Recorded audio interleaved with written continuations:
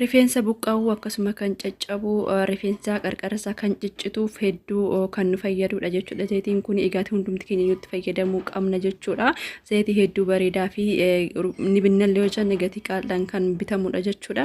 Egaa akkamittiin akka hojjetachuu dandeenyu haala kamiin fayyadamuu akka dandeenyu walumaan kan ilaallu ta'a jechuudha. Egaa hundumti keessan iyyuu akkamitti fayyadamtan abdiin isinirraa qaba. Dhugumaan isin jedhaa jijjiirama hedduu argitu jechuudha yeroo gabaabaa keessatti. Ashamaa harka fuunee akkam jirtu nagaa keessanii nagaa kudha galannoo waaqayyoo dhafaa ta'u isin lafaa bakka jirtan hundumatti nageenya waaqayyoo dachaa dirribii ta'e isiniif haa baay'atuun isiniin jedha. Warroonni haaraa baga YouTube channel kiyyaa dhuftan anaa dhufu baga nagaan dhuftan isiniin jedha. Warroonni jalqaba turtanis immoo baga nagaan na eegdanii. Egaati viidiyoon irra isin qabadhee dhufee rifeensa keenya kan buqqa'u akkasuma immoo kan caccabu rifeensa qarqarsaa kan ciccitu warroota jettanii koomentii jettanaaf barreessitaniif gaafii keessaniif deebii isiniif deebiin dhufe jechuudha. Egaati hanga xumura viidiyoo yaata kana hojjetan turtan abdiin isinirraa qaba. Haala kamiin akka hojjechuu dandeenyu walumaan ilaalla jechuudha. Egaati baay'ee salphaadha. Wantoota mana keenya keessatti argannu irraa kaaneetiidha kan hojjennu. Egaati wanti isin hin galle immoo yoo jiraate koomentii jalanaa kaa'uudhaaf akkasuma wanti gaaffisan ta'e yoo jiraate koomentii jalanaaf barreessu. Koomentii jalanaaf kaa'an sinin jedha. Warroonni YouTube channel kiyya subscribe hin godhin immoo subscribe share gochuudhaan na jajjabeessaa sinin jedha. Turtiin keessan turtii gaarii haa ta'u hanga xumura viidiyoo kiyyaatti na wajjiniin tura.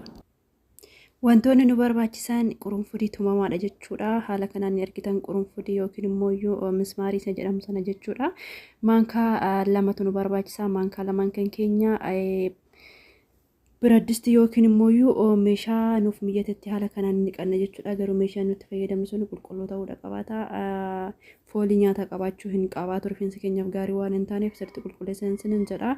Inni kun immoo buna yookiin neskaafii jechuudha. Yoo neskaafii qabaachuu baattanii noormaalii buna fayyadamuu dandeessu jechuudha. Buna akooftanii tumtanii haala saniin gootanii erga tumtanitti booda fayyadamuu dandeessu jechuudha. Dirqama neskaafii ta'uu hin qabaatu. Buna yaa ta'u malee bunni kamiyyuu ni ta'a jechuudha. Egaati buna maankaa tokkodha kan nu barbaachisu. Akkuma argitan kanaadha jechuudha. Egaati maankaa tokko walitti daballee erga walitti daballeetii booda immoo sirriitti neskaafiin ni beekta yoo ta'e ni jajjabaata. Haala kanaan diqiqa akka jedhummaan kanaan sirriitti daqqaquu qabna jechuudha. Akka sirriitti wal fudhatan haala kanaan waliin ga'uudha qabaanna jechuudha. Bunnii fi qurunfudiini.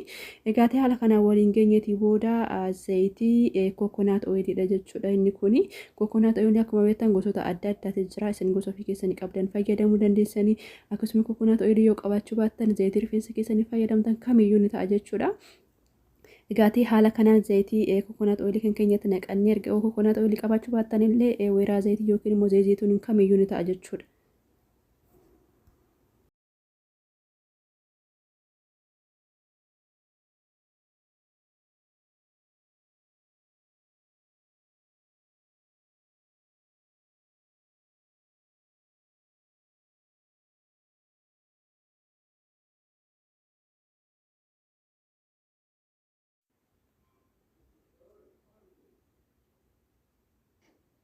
Egaati inni kun immoo zayituunii yookiin immoo weeraa zayitii isa jedhamu sana jechuudha. Arungaadheedha. Wanta addaa sanatti fakkaata zayitii biraa sanatti hin fakkaatini.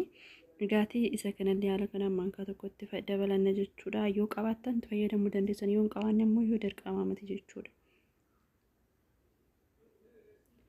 Egaati zayitiitti naqne hundumaayyuu akka wal nuuf fudhataniif haala kanaan warraasuu qabaanna jechuudha. Zayitii fi buna qurunfudii akkasuma akka wal fudhataniif haala kanaan erga warraasaniitii booda bishaan abiddarra keenye bishaan keessa kaa'uudhaan haala kanaan akka nu zayitii sunii fi qurunfudii bunni akka wal nuuf fudhataniif daqiiqaa 15 yookiin daqiiqaa 20 haala kanaan abiddarratti ho'isna jechuudha. Egaa isneetiif inneetii booda guyyaa itti aanu har'a akka har'aa kana yoo isne akka boruu kana wajjin bulchine jechuudha.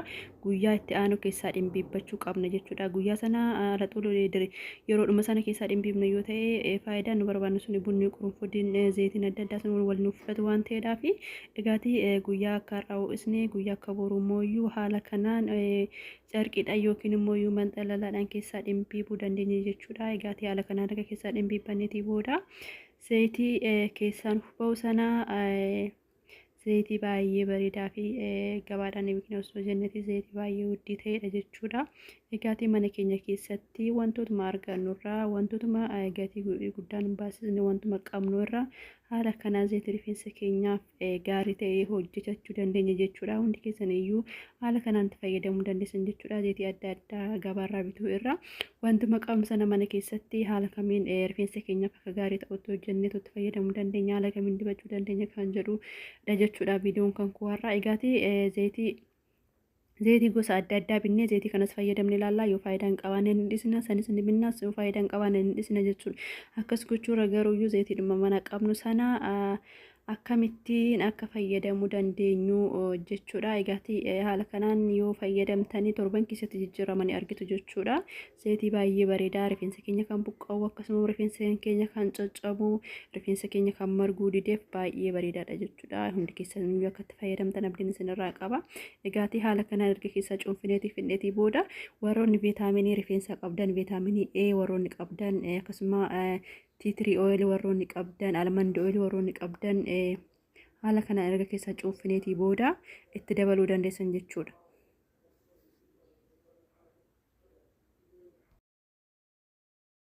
Yoo qabaattan itti dabaluu dandeessan isinii yoo qabaachuu baattan illee dirqamaa miti jechuudha. Viitaamin A dha inni kuni. Egaati viitaamin A gosa adda addaatu jira. Kan akka kiniinititti kan bitamutu jira jechuudha. Isintin argisiisa viidiyoo itti aanu irratti. Egaati kana wajjin waraabna dhifaman sinin jedha. Egaa akkasitti isatti dabaltanii booda immoo inni kuni tea oil jedhama. Zayitii tea oil jettanii yoo gaafattan faarmaasii kamiyyuu ni argattanii. Egaati xiqqoodhuma xiqqoo isheetti dabalta jechuudha. Maaliif akka faayidaan hunda zayitii adda addaa yeroo adda addaa dibachuu irra bakkuma tokkotti dibachuu waan nuuf fayyuudhaaf inni kun immoo roosmariidha jechuudha. Zayitii roosmarii akkasuma zayitii roosmarii haala kamiin hojjechuu akka dandeenyu viidiyoo itti aanu irratti qabadhe isiniif dhiyaadha jechuudha. Baay'ee salphaadha, mana keessatti hojjechuu ni dandeenya jechuudha.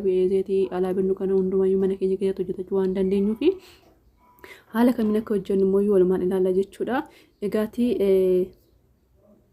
zayitii qabdan hundumaayyuu haala kanaan itti naqxanii fayyadamuu dandeessu jechuudha. Egaati viitaaminoonni adda addaa rifeensi keenyaaf ni barbaachisanii akkasuma warroonni forooforii qabda warroonni rifeensi kan keessaan buqqa'u warroonni rifeensi kan keessaan keessisaa addaatu jechuudha. Egaati baay'een isin fayyada itti fayyadamtanii haala kanaan erga qopheeffattaniitii booda yeroo kamiyyuu rifeensi kan keessaan buqqisaa jala dibachuudhaan jijjiirama yeroo gabaabaa keessatti akka argatan abdiin isinirraa qaba. Haala kanaan fayyadamaa isiniin jedha. Hundumti kan keessaniyyuu dhugumatti rifeensa keenya baay'ee barbaachisaa fi baay'ee bareedaa akkasuma dirqama fayyadamuu kan qabnudha jechuudha. Hundumti kan keenyayyuu keessatti warroonni rifeensi kan keessaan buqqa'u warroonni forooforii qabdan wantoota adda addaa rifeensi kan keenya yoo nyaata hin qabaanne ni bubuqqaa waan ta'eedhaaf kanaaf akka itti fayyadamtan abdiin isinirraa qaba. Hundumti kan keessaniyyuu haala kanaan hojjedhaas itti fayyadamaa isiniin jedha. Egaati